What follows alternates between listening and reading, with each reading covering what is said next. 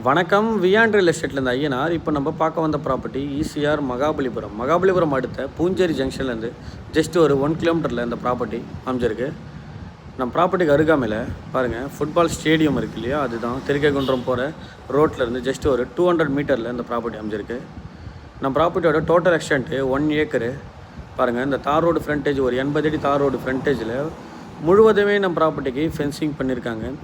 இந்த ப்ராப்பர்ட்டியோட சாயில் பார்த்தீங்கன்னா pure red soil. நம்மளுக்கு ஒரு ரெக்டாங்கிளாக இந்த ப்ராப்பர்ட்டி அமைஞ்சிருக்கு.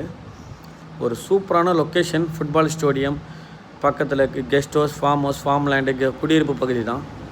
ஒரு நல்ல சைட்டு. இந்த ப்ராப்பர்ட்டி நம்மளுக்கு ஒரு மெயின் ரோட்டு ஈசிஆர்லேருந்து ஒரு டெவலப் ஏரியா பக்கத்தில் ஜி ஸ்கொயரு இது போன்ற அருகாமையில் இருக்குது.